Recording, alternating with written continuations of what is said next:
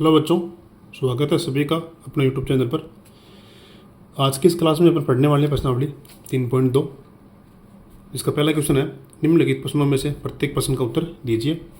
पहला है, कार्तीय तल में किसी बिंदु की स्थिति निर्धारित करने वाली क्षैतिज और ऊर्ध्वाधर रेखाओं के क्या नाम है।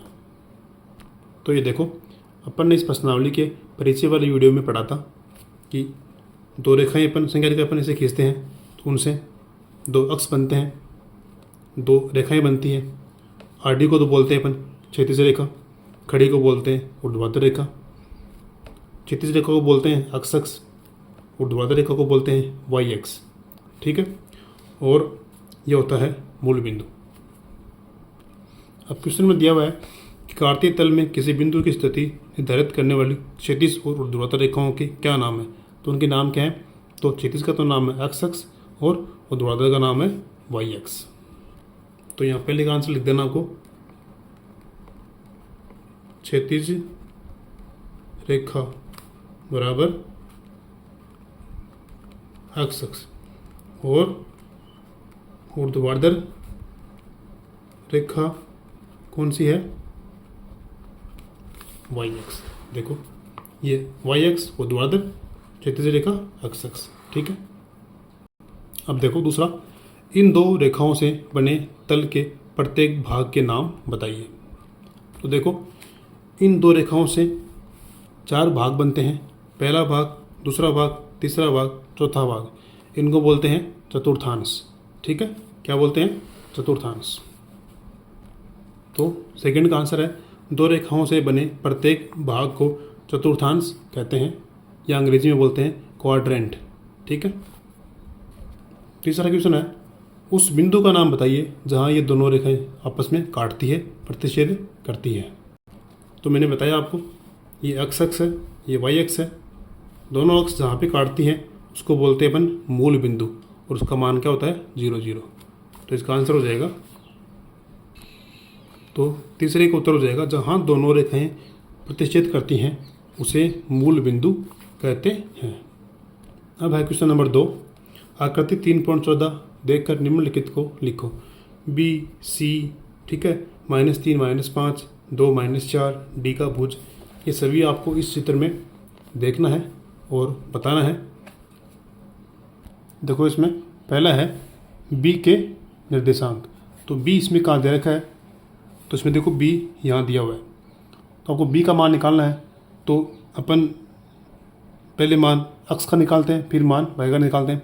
तो हमें अक्ष का मान लेना है। तो देखो बी का नीचे आओ, कहाँ पर है, ये एक्स अक्ष पर -5 पर है। तो बी अक्ष का मान हो गया -5। फिर इधर आओ, बी किधर है, बी ये यहाँ कहाँ पर काट रहा है, 2 पे काट रहा है। तो वाई का मान हो जाएगा 2। तो उसके निर्देशांक हो गए -5 और 2।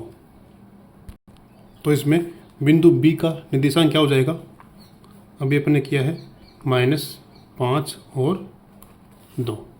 5 होता है, ये पहला मान एक्स अक्ष का है, दूसरा मान वाई एक्स का है। अब दूसरा है सी के निर्देशांक। देखो इसमें सी कहाँ पर है, यहाँ पर। तो पहले मान लेना है अक्ष का, बाद में वाई का। तो देखो सी, ऊपर चलो इधर एक्स अक्ष पे कितना है, अक्ष का मान 5। फिर इधर आओ वाई एक्स पे, वाई का मान -5। तो सी का मान क्या हो गया, 5 और -5। तो सी का मान लिखेंगे यहाँ पे 5 और -5। पहला मान अक्ष का, दूसरा मान वाई का।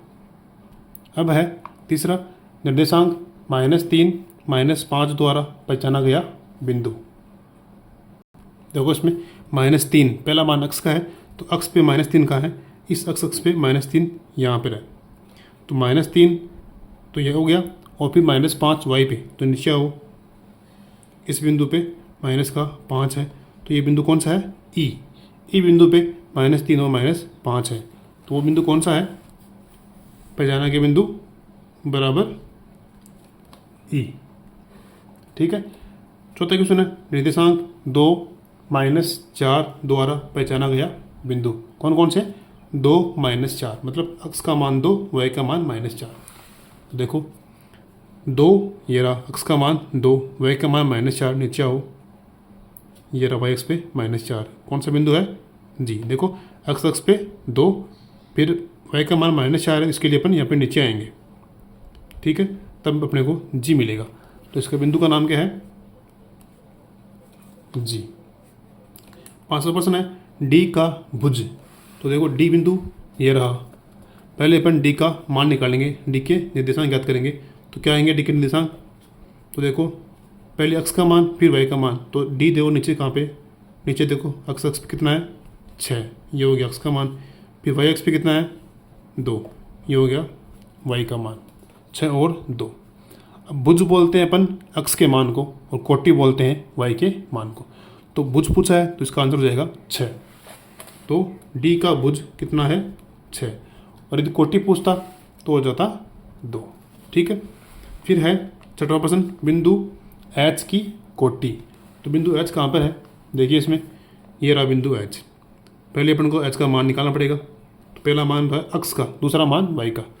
तो अक्ष का मान इसके लिए अपने को पढ़ना पड़ेगा एक्स अक्ष पे। अक्ष का मान -5। वाई के लिए इधर आना पड़ेगा वाई अक्ष पे कितना है? -3। तो पहला मान भुज, दूसरा मान कोटि। पूछा क्या है? बिंदु एच की कोटि। तो कोटि क्या हो जाएगी? -3। कोटि बराबर -3। प्रश्न नंबर 7 है बिंदु एल के निर्देशांक। तो बिंदु एल ढूंढो कहाँ पे है? बिंदु एल ऊपर है, ये रहा बिंदु एल। इसके निर्देशांक क्या होंगे? तो देखो ये कौन सी एक्स है? वाई एक्स है। तो वाई एक्स पे बिंदु है। तो मैंने बताया था वाई एक्स पर अक्ष का मान 0 होता है। देखो यहाँ पे क्या आ जाएगा? वाई एक्स पर अक्ष का मान तो 0 और वाई का मान 5। कैसे आया? देखो ये बिंदु जो है यहाँ पे ये वाई का है।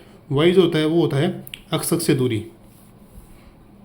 वाई का मान होता है अक्ष से दूरी। कितना दूर है? 5। अक्ष का मान होता है वाई अक्ष से दूरी। अक्ष का मान ये है, मान लीजिए आप बिंदु ये है, इसका मान चाहिए अपनी वाई अक्ष से दूरी। तो ये तो न तो इधर जा रहा है न इधर जा रहा है, ये वाई अक्ष पर ही है। तो बिंदु वाई अक्ष पे होता है तो उसका मान क्या होता है? 0 होता है। तो एल का मान हो गया 0 और 5। तो बिंदु एल के निर्देशांक हो जाएंगे क्या? 0,5। फिर है लास्ट क्वेश्चन बिंदु एम के निर्देशांक। बिंदु एम ढूंढो कहाँ पे है? बिंदु एम है ये रहा। एम का मान निकालना है। तो एम किस रेखा पे? एम है एक्स अक्ष रेखा पे। तो अक्ष पे होता वाई का मान हमेशा 0। अक्ष पे वाई का मान 0। तो ये अक्ष पे है। तो अक्ष पे एम का मान निकालेंगे तो वाई का मान तो -3, वाई का मान 0, क्योंकि ये अक्ष पर ही बिंदु है। तो अक्ष पर जो बिंदु होता है उसका मान वाई का मान 0 होता है। तो इसका आंसर हो जाएगा -3 और 0। तो इसका आंसर पर लिखेंगे यहाँ पे -3,0। तो ये थी प्रश्नावली 3.2। आज की क्लास में इतना ही। मिलते हैं अगली वीडियो में, तब तक के लिए जय हिंद जय भारत।